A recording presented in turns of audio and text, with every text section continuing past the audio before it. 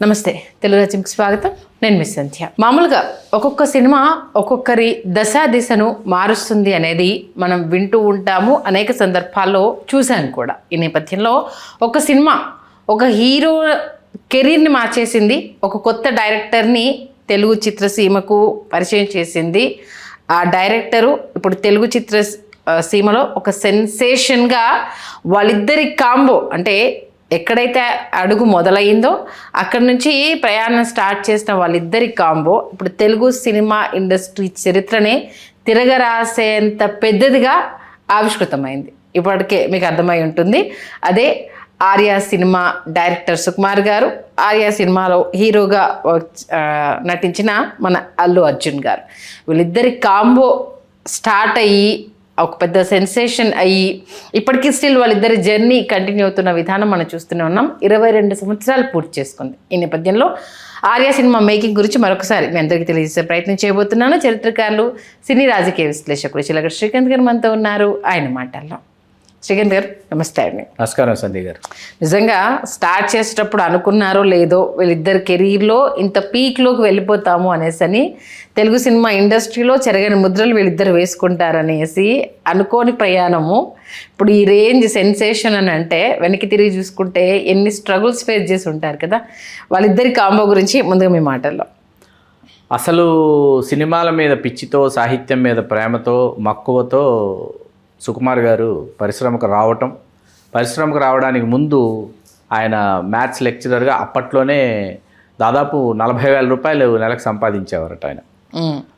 20,000 ఒక కాలేజీలోనే వచ్చేవి, ఇంకొక 20,000 ట్యూషన్స్ ద్వారా వచ్చేవి. అవన్నీ పక్కన పెట్టి ఇక్కడికి వచ్చి అసిస్టెంట్ డైరెక్టర్గా నెలకు 1,500 రూపాయల జీతానికి ఆయన పనిచేస్తూ ఆయన వరుసగా చేసినటువంటి సినిమాలు మనసిచ్చి చూడు, క్షేమంగా వెళ్ళి లాభంగా రండి, హనుమాన్ జంక్షన్, వరుసగా 3 సినిమాలకి సహాయ దర్శకుడిగా పనిచేశాడు.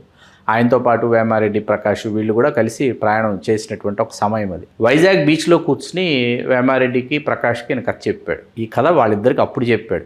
చెప్పిన తర్వాత ఇట్లా కథలు తయారు చేసుకుంటూ మనం ముందుకు వెళ్ళాలి, మన దగ్గర కథలు ఉంటేనే మనకి డైరెక్షన్ ఛాన్స్ వస్తుందని చెప్పేసి వీళ్ళొక ఏమంటారు, ఒక అద్భుతమైనటువంటి ఒక టీమ్గా తమ ప్రయాణాన్ని ప్రారంభించినటువంటి వాళ్ళు వీళ్ళు ముగ్గురు, సుకుమారు, ప్రకాష్, వేమారెడ్డి. ఆయన వచ్చి సినిమాలకు పనిచేస్తుండగా ఒకరోజు ఒక ఫోన్ కాల్ వచ్చింది సుకుమార్ గారికి. సుక్కు అన్నయ్య దిల్ సినిమా చేస్తున్నారు, రాజు గిరి అనే నిర్మాతలు, ఈ సినిమాలో డైరెక్షన్ డిపార్ట్మెంట్కి పనిచేద్దు కానీ వచ్చే నువ్వు అని దిల్ సినిమాకి తీసుకెళ్లారు. ఆ ఫోన్ చేసింది వివి వినాయక్ గారి బ్రదర్ అయిన విజయ్ గారు చేశారు. ఈయన వెళ్ళి డైరెక్షన్ డిపార్ట్మెంట్కి కుదిరిన తర్వాత మీకు అక్కడ అసలు సుకుమార్ గారిలో చాలా విషయం ఉంది. ఏ విషయం అడిగినా చాలా నెమ్మదిగా ఉండేవారు. ఎవరైనా ఏదైనా విషయం అడిగితే మాత్రం అసలు చెలరేగిపోయేవారు. అసలు కనీవిని ఎరిగినటువంటి అధ్యయనంతో మాట్లాడేటటువంటి పరిస్థితి అనమాట. వినాయక్ గారికి అర్థమైపోయింది ఇతను సామాన్యుడు కాదని చెప్పి. వినాయక్ గారు దిల్రాజు గారితో కూడా అన్నారంట, ఇతను మామూలు వ్యక్తి కాదండి, చాలా విషయం ఉంది ఇతనిలో అని చెప్పిన తర్వాత దిల్రాజు గారు ఏదైనా కథ ఉంటే చూసుకో, నెక్స్ట్ సినిమా నీతోనే చేస్తాను అని దిల్రాజు గారు చెప్పేశారు. ఆ తర్వాత ఏమైందంటే కథ విన్న తర్వాత ఈ పాత్రకు అసలు ఎవరు ఈ పాత్రకి సరిపోతారు అంటే దిల్రాజు గారు ఒక దశలో నితిన్కి వినిపించారు కథ. నితిన్కి వినిపించారు, ప్రభాస్ గారికి వినిపించారు, రవితేజ గారికి వినిపించారు. వీళ్ళందరికీ వినిపించిన తర్వాత దిల్ సినిమా ప్రభాస్ గారి కోసం ఓ షో వేస్తున్నారు. ఓ షో వేస్తూ దానికి అందరినీ పిలిచారు. ప్రభాస్ గారు చూడటానికి వస్తున్నారని అందరూ వచ్చారు చూడటానికి. ఆ వచ్చినటువంటి షోకి అల్లు అర్జున్ కూడా వచ్చాడు. అసలు ఎలా ఉంటుందంటే మామూలుగానే మీకు అసలు అల్లు అర్జున్ ఒక చోట ఉన్నాడంటేనే చాలా హడావిడి, ఆయనే మొత్తం హడావిడి చేసేసి అట్లా ఉంటుంది. అంటే మాటలు కావచ్చు, లేకపోతే చర్యలు కావచ్చు, చేష్టలు కావచ్చు, ఒక తెలియనటువంటి ఒక ఎనర్జీ లెవెల్స్ని క్రియేట్ చేస్తాడు అల్లు అర్జున్. తన చుట్టూ ఉన్న వాళ్ళందరూ ఆనందంగా ఉండాలి, అట్లాగే అందరూ ఎప్పుడు హడావిడిగా ఉండాలనేటటువంటి వాతావరణాన్ని సృష్టించేస్తాడు. అది చూసేసి సుకుమార్ గారికి దూరం నుంచి అసలు అల్లు అర్జున్ అని గుర్తుపట్టట్లా, మారిపోయాడు. అప్పటి గంగోత్రి అయిపోయిన తర్వాత ఇంకా మార్పు వచ్చిన తర్వాత దగ్గరికి వెళ్ళి చూస్తే అల్లు అర్జున్. దిల్రాజు గారిని పిలిచి, నా పాత్ర ఇక్కడ నాకు తిరుగుతున్నట్టు ఉందండి, ఈ పాత్ర హీరో పాత్ర, వెళ్ళి చెప్పండి మనం కథ చెప్దామని అడిగాడంట. దిల్రాజు గారు వెళ్ళి, మా దగ్గర ఒక కథ ఉంది వింటావా అంటే, ఇప్పటికీ 70 కథలు విన్నానండి, తల వాచిపోతుంది, ఏ కథ ఓకే చేయాలో తెలియదు అంటే, లేదు ఈ కథ విను, నీకు నచ్చుతుంది అన్నారట. మరుసటి రోజు గీతా ఆర్ట్స్లో స్టోరీ సిట్టింగ్. అల్లు అర్జున్కి విపరీతంగా నచ్చేసింది. ఇప్పుడు అల్లు అరవింద్ గారు వినాలి. అల్లు అరవింద్ గారు ఆ మరుసటి రోజు టైం ఇచ్చి ఫస్ట్ హాఫ్ విన్నారు. ఫస్ట్ హాఫ్ వినేసి బాగుంది, నాకు వేరే మీటింగ్ ఉంది, సెకండ్ హాఫ్ తర్వాత వింటాను, లేచి వెళ్ళిపోయారు ఆయన. ఈయనకి సుకుమార్ గారికి ఏంటంటే నచ్చలేదేమో, ఈయనకి ఫస్ట్ హాఫ్ విని ఎవరైనా లేచి వెళ్ళిపోయారంటే బాగోలేదేమో, బాగోలేకపోతేనే కదా బాగోలేదని చెప్తారు, బాగోలేదని చెప్పకుండా వెళ్ళిపోయాడు అంటే అల్లు అర్జున్ అన్నాడు, మీరేం కంగారు పడకండి, నాన్నగారికి నచ్చింది, నాకు అర్థమైంది, రేపు బాగా ఫుల్ కాన్ఫిడెంట్గా చెప్పండి సెకండ్ హాఫ్ అని. మరుసటి రోజు సెకండ్ హాఫ్ చెప్పిన తర్వాత చాలా బాగుందయ్యా, కానీ ఏదో మిస్ అవుతోంది, ఒక 10 days టైం తీసుకుని ఇంకా బాగా ప్యాక్డ్గా రాసుకొని రా నువ్వు, ఇదే కాదు ఇంకొక కథ కూడా లైన్లో ఉంది, అదా ఇదా అన్నది తేల్చేస్తున్నారు. ఈ 10 రోజులు సుకుమార్ గారికి నరకం అనమాట. 10 రోజుల తర్వాత ఎవరు వింటున్నారంటే చిరంజీవి గారు వింటున్నారు. 10 రోజుల తర్వాత గీతా ఆర్ట్స్లో చిరంజీవి గారు విని కథ విని హీరోయిన్ క్యారెక్టరైజేషను, హీరో క్యారెక్టరైజేషను, ఇవన్నీ చిరంజీవి గారు వింటూ చిన్న చిన్న మైన్యూట్ డీటెయిల్స్తో సహా సుకుమార్ గారు చెప్పడం విన్న తర్వాత చిరంజీవి గారు ఒకటే మాట చెప్పారట, ఇది regular college going love story అయితే కాదు, చాలా డిఫరెంట్గా, చాలా ఫ్రెష్గా ఉంది, చాలా బాగుంది, బన్నీ చేస్తే ఈ సినిమాని సెకండ్ ఫిల్మ్గా చెయ్యాలని చిరంజీవి గారు డెసిషన్ తీసేసుకున్నారు. చిరంజీవి గారు డెసిషన్ తీసుకొని ఎస్ ఈ సినిమాతో నువ్వు వెళ్ళాలి. ఇంకొక కథ ఏది లైన్లో ఉందంటే దేవదాస్. ఓకే, దాన్ని పక్కన పెట్టి అరవింద్ గారు దీనికి గ్రీన్ సిగ్నల్ ఇచ్చారు. ఇచ్చిన తర్వాత అప్పుడు ఈయన హీరో పేరు నచికేత అని చెప్పాడు. చాలా కోపం వచ్చేసింది దిల్ రాజు గారికి. నచికేత ఎప్పుడు పేర్లు అండి, మునుల పేర్లు, మహర్షుల పేర్లు ఏంటి సుక్కు, ఇవన్నీ పేర్లు ఏంటి సుక్కు, వెళ్ళి వేరే పేరు ఏదైనా వేరే టైటిల్ ఏదైనా పెట్టు, బాగాలేదు అసలు, అర్థం కూడా కాదు ఎవరికి, నోటితో పలకడం కూడా రాదు ఎవరికి, నచికేత అనేటప్పటికి పిల్లల పేర్ల పుస్తకం తెప్పించారు. తెప్పించి తీయగానే మొదట ఆలో ఆర్య ఉందన్నమాట. ఆర్య అంటే ప్రథముడు మొదటివాడు అని అర్థం అనమాట. ఆర్య మన టైటిల్, మన హీరో పేరు ఆర్య. సుకుమార్ గారు ఏంటంటే సార్ మీరు బడ్జెట్ని ఎంత కంట్రోల్లో అయినా పెట్టండి, నేను కాదన్ను, అయితే నాకు బెస్ట్ ఎడిటర్ కావాలి, బెస్ట్ మ్యూజిషియన్ కావాలి, బెస్ట్ సినిమాటోగ్రాఫర్ కావాలి. బెస్ట్ ఎడిటర్ మొదట వీళ్ళు అనుకున్న ఎడిటర్ శ్రీకర్ ప్రసాద్ గారు, లేకపోతే మార్తాండ్ కే వెంకటేష్ గారు. మార్తాండ్ కే వెంకటేష్ గారు ఎడిటర్గా ఓకే అయ్యారు. దేవిశ్రీ ప్రసాద్ గారు అందరికీ ముందుగానే అప్పటికే వచ్చేసాడు కాబట్టి, అప్పటికే తనంతా నిరూపించేసుకున్నాడు కాబట్టి సందర్భాలు చెప్పిన వెంటనే ట్యూన్స్ వినిపించేసేవాడు దేవిశ్రీ ప్రసాద్. అట్లా దేవిశ్రీ ప్రసాద్ గారు ఓకే అయిపోయారు. సినిమాటోగ్రాఫర్గా రాజీవ్ మీనన్ గారి శిష్యుడని రత్నవేలు గారు, అప్పటికి 7 సినిమాలు చేశారు రత్నవేలు గారు తమిళంలో. రత్నవేలు గారిని పిలిపించుకుని రత్నవేలు గారితో కూర్చొని మాట్లాడిన తర్వాత వీళ్ళిద్దరి వేవ్ లెంగ్స్ సరిపోయాయి, సుకుమార్ గారికి రత్నవేలు గారికి సరిపోయిన తర్వాత అట్లా రత్నవేలు గారు తన ప్రయాణాన్ని, మధ్యలో క్లాష్ విజయ్ చక్రవర్తి గారు ఆయన కొంత క్లాష్ చేశారు. రత్నవేలు గారు పూర్తి స్థాయిలో ఆయన సినిమాటోగ్రాఫర్ సినిమాకి. అట్లా 4 కోట్ల బడ్జెట్తో తెరకెక్కినటువంటి ఆర్య. అలా 2003 నవంబర్ 19 ప్రారంభమైన ఆర్య 2004 మే 7 విడుదలై ఉదయం నుంచి సాయంత్రం వరకు బాగుందని చెప్పట్లా, బాగోలేదని చెప్పట్లా, కానీ సాయంత్రానికి 125 రోజుల సినిమా ఇది అని అర్థమైపోయింది అందరికీ. మరి ముఖ్యంగా సెకండ్ షోలో నేను ఉన్నాను, సుదర్శన్లో నేనున్నాను సెకండ్ షో, నాకు బాగా గుర్తుంది. ఆ రోజు అది ఒక అద్భుతం అన్నది అర్థమైంది. మరీ ముఖ్యంగా ఏంటంటే కొన్ని సన్నివేశాలండి, గీత నీ లవర్స్ వస్తున్నారే అంటుంది అమ్మాయి హాస్టల్లో, ఇట్లాంటివి. కిట్ క్యాట్ చాక్లెట్ యాడ్లో చూసి అను మెహతాను ఓకే చేయటం, అజయ్ పాత్రకు బాలాజీని ఓకే చేయటం. అట్లాగే సుబ్బరాజుకి ఇందులో చాలా మంచి వేషం, సుబ్బరాజు ఇందులో చాలా మంచి వేషం సుబ్బరాజు వేయటం. 2వ సినిమా ఆల్మోస్ట్ సుబ్బరాజు, అమ్మా నాన్న తమిళమ్మాయి తర్వాత ఆర్యానే అనమాట. రాజన్ పి దేవ్ గారు, ఇట్లా ప్రతి పాత్ర బాగుంటుంది. స్నేహితులు చేసినటువంటి వాళ్ళు కావచ్చు, ఇవన్నీ ఆ హీరోని ఎలివేట్ చేయడం ఏంటంటే, వాడు మనల్ని కొట్టడం, నా చుట్టూ ఉన్నవన్నీ బదలు కొట్టేస్తాడు అంటాడు. అవును, శివబాలాజీ ఫ్రెండ్, అది హీరోని ఎలివేట్ చేసేటటువంటి అంశాలు. అట్లాగే అంటే అమలాపురం వచ్చి మన అభినయశ్రీ గారు కాదు, సిమ్రాన్ గారు, ఇట్లా చాలా పెద్ద హీరోయిన్ చేత చేయించాలి, పెద్ద హీరోయిన్ చేత చేయించాలని చివరికి అభినయశ్రీ వచ్చి గెటప్ వేసుకుని మేకప్ వేసుకుని డాన్స్ చేసేంత వరకు సుకుమార్ గారు డిస్టర్బ్డ్గా డల్గా ఉన్నారు లొకేషన్లో. ఓకే, పెద్ద హీరోయిన్ చెయ్యాలి, సిమ్రాను అలా ఎవరో చార్మి అలా చెయ్యాలి, మనం ఎక్కడో కాంప్రమైజ్ అయిపోతున్నాం అని చెప్పి ఫస్ట్ షాట్ అభినయశ్రీ చేసిన షాట్ చూసిన తర్వాత ఆయన సైలెంట్ అయిపోయాడు. ఆయన అసలు చాలా బాగా చేశారు, చాలా ఎనర్జీ లెవెల్స్తో చాలా బాగా చేశారు ఇద్దరు. ఆ సాంగ్ ఏంటంటే మన చెయ్యి ఆ సాంగ్కి ఆ సాంగ్ ఇన్స్పిరేషన్ లాగా ఉంటుంది మీకు. అది ట్రైన్ సాంగ్ 4 కోట్లతో తీసిన ఆర్య 16 కోట్లు వసూలు చేసింది. సూపర్. తర్వాత ఆ అంటే అల్లు అర్జున్, ఆ అంటే ఆర్య అని పిలుచుకోవడం కూడా పరిపాట అయింది. ఆ తర్వాత అందరూ కూడా వన్ సైడ్ లవర్స్ అంతా కూడా ఒక కోక్ కప్పు తీసుకుని దాంట్లో గులకరాళ్ళు వేయటం మొదలు పెట్టారు. ఇట్లా ఒకటి కాదండి, ఆ సినిమా ప్రమోషన్ కి వైజాగ్ లో వీళ్ళందరినీ తీసుకెళ్ళి ఆ 3 గులకరాలు వేసి మీ మైండ్ లో కోరికలు ఏంటి అంటూ కూడా ఒక డిఫరెంట్ ప్రమోషన్ కూడా చేశారు. కైలాసగిరి నేనున్నాను కైలాసగిరి. ఓకే. నేను కొన్ని ఫ్రేమ్స్ లో నేను కనిపిస్తాను, బ్యాక్గ్రౌండ్ నేను కనిపిస్తాను కైలాసగిరిలో. అట్లాగా అది ఒక అద్వితీయమైన ప్రయాణం అండి.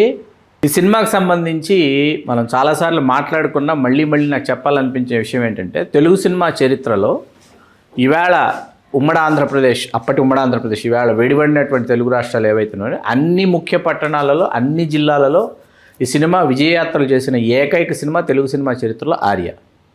అన్ని జిల్లాలు ఏ ఒక్క జిల్లా విడిచిపెట్టకుండా అన్ని స్టేషన్స్కి వెళ్ళి విజయయాత్రలు చేసినటువంటి ఏకైక సినిమా అప్పటికి ఆర్య పేరిటే ఇంకా ఆ రికార్డు అట్లాగే ఉంది.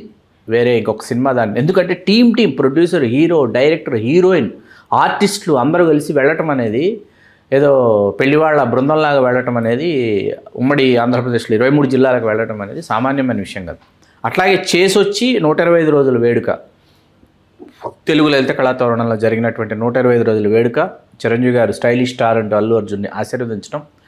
ఈ కార్యక్రమానికి సంబంధించి ఇప్పటికీ నాకు చాలా నేను సంతోషించే విషయం ఏంటంటే, ఎవరు లేరో చెప్పడం కష్టం. చిరంజీవి గారు, అరవింద్ గారు, నిర్మల గారు, సత్యమూర్తి గారు అర్ధాంగి, దేవిశ్రీ ప్రసాద్ కాసేపు ఆడి పాడి అందరినీ కవ్వించి నవ్వించి అందరినీ దేవిశ్రీ ప్రసాద్, అట్లాగే మన స్వప్న దత్తు, ప్రియాంక దత్తు, చిరంజీవి గారి అమ్మాయిలైనటువంటి సుస్మిత గారు, మన శ్రీజ, అందరూ, నాగబాబు గారు అమ్మాయి నిహారిక, వీళ్ళందరూ ఉండి, గోపీచంద్ కూడా వచ్చారు, హీరో గోపీచంద్ కూడా కార్యక్రమానికి వచ్చారు. ఇట్లా ఇంకా నిర్మాతలు, దర్శకులు, వీళ్ళందరూ కూడా చాలామంది ఉన్నారు. చాలామంది, వినాయక్ గారు, సీను వైట్ల గారు అందరూ కూడా వచ్చారు ఆ రోజు. అలాగా మరీ ముఖ్యంగా ఈ సినిమాకి సంబంధించి మనం మరీ ఈ కార్యక్రమం యొక్క విశిష్టత ఏమిటంటే, సుకుమార్ గారికి శతదినోత్సవ జ్ఞాపిక సుకుమార్ గారు అందుకోవాల్సిందిగా, ఈ చిత్ర దర్శకులు సుకుమార్ గారు అందుకోవాల్సిందిగా, మెగాస్టార్ చిరంజీవి గారి అమృత హస్తాల మీదుగా అందుకోవాల్సిందిగా కోరుతున్నాను అని నేను అనిన వెంటనే చిరంజీవి గారికి దిల్ రాజు గారు షీల్డ్ అందించారు. అందించిన తర్వాత చిరంజీవి గారు ఇచ్చేలోపు సుకుమార్ గారు, ఒక్క నిమిషం సార్ నా దగ్గరకు వచ్చి నాతో సుకుమార్ గారు ఏమన్నారంటే, వేమారెడ్డిని, ప్రకాష్ని కూడా పిలిస్తే మేము ముగ్గురం కలిసి షీల్డ్ తీసుకుంటామన్నారు. ఓకే.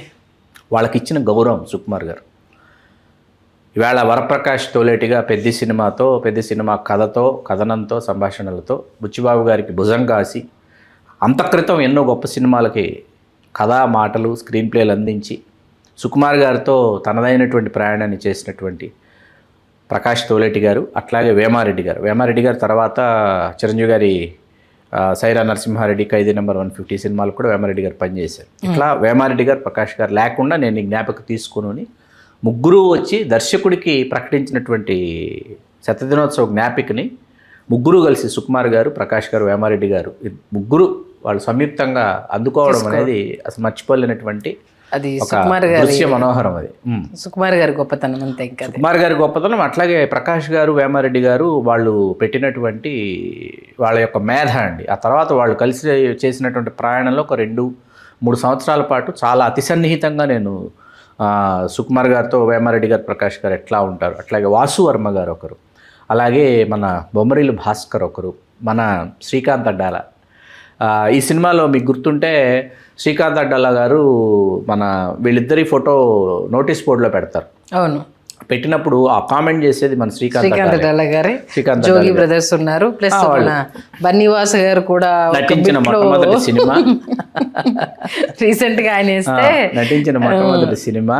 అలా బన్నీ గారితో ఈ మూవీ నుంచే కదా ఫ్రెండ్షిప్ స్టార్ట్ అయింది. నవంబర్ 19 ప్రారంభమైంది 2003. అక్కడి నుంచి బన్నీవాస్ గారి ఆగమనం, అక్కడి నుంచి బన్నీవాస్ గారి ప్రయాణం అల్లు అర్జున్ గారితో ప్రారంభించబడింది అనమాట.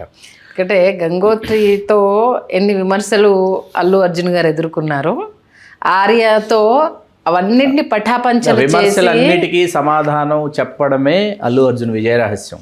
ఎందుకంటే అతను పనిని నమ్ముతాడు, నమ్మినటువంటి పని కోసం కష్టపడ్డాన్ని నమ్ముతాడు.